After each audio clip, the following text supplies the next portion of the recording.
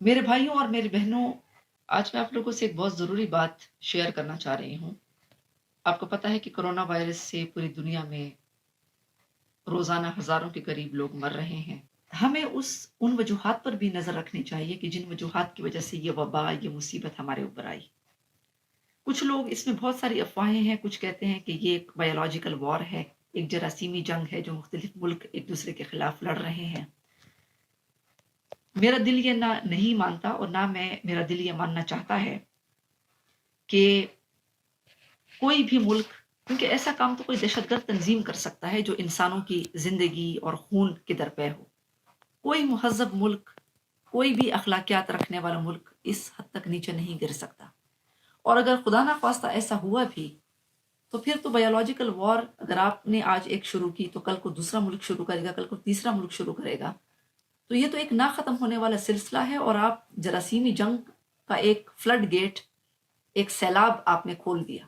آپ نے آج کیا، کل دوسرا کرے گا، کل تیسرا کرے گا، اور اس دنیا کو آپ نے جہنم بنا دیا۔ انسانیت کی خودکشی کا انتظام تو پہلے ہی ہم نے ایٹم بم بنا کر کیا، جو کہ اجتماعی خودکشی کا سامان ہے۔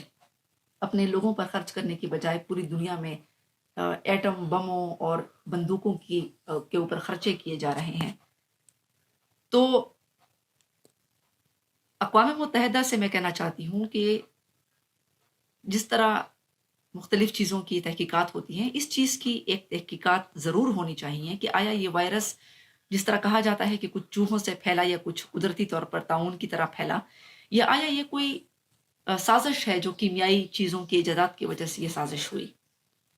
اور پھر اگر کسی نے کیا ہے تو اس کو سخت سے سخت سزا دی جائے، کیونکہ وہ انسانیت کے دشمن ہے اور انہوں نے ایک سیلاب کھول دیا ہے اس دنیا میں جراثیمی جنگ شروع کرنے کا۔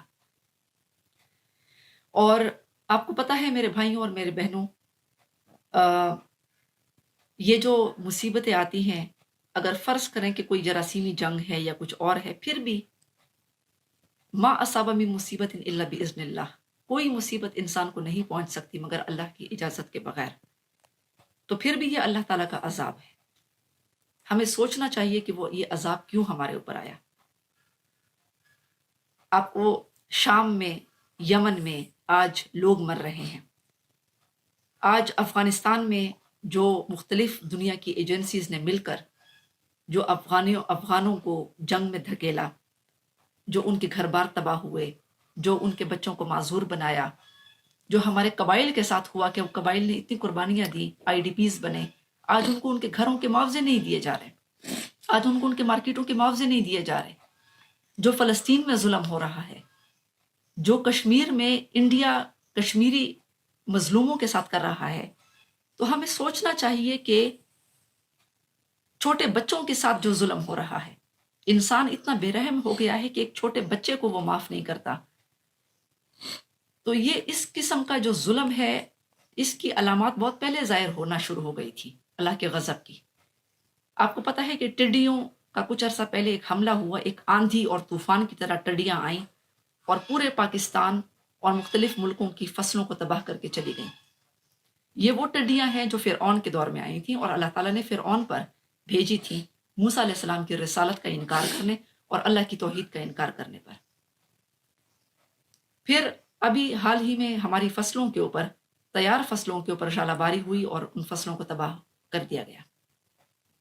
پھر ڈینگی، آپ دیکھیں کہ ایک چھوٹا مچھر جو نمرود کے لیے ایک مچھر عذاب بن گیا تھا، آج وہی مچھر ہمارے لیے عذاب بن گیا ہے، ڈینگی بن گیا ہے۔ لوگ مر رہے ہیں اس بے ضرر سی چیز سے۔ اور پھر یہ کرونا وائرس، تو میرے بھائیوں اور بہنوں، ہمیں یہ بھی پتہ ہے کہ آج بھائی بھائی کا دشمن ہے، پڑوسی پڑوسی کا دشمن ہے، حسد ہے، ایک دوسرے سے پیسوں کی لالچ کا مقابلہ ہے، حرام حلال میں کوئی تمیز نہیں کی جا رہی۔ ایسی صورتحال میں تو اللہ کا غضب ضرور آئے گا۔ آج اسلامی تاریخ میں پہلی مرتبہ حج کو معطل کرنے کی بات کی جا رہی ہے۔ عمرہ پہلے ہی معطل ہو چکا ہے۔ تو ہمیں اپنے رویوں کو دیکھنا چاہیے کہ یہ جو عذاب، آسمانی عذاب ہمارے اوپر آ رہے ہیں، یہ کیوں آ رہے ہیں؟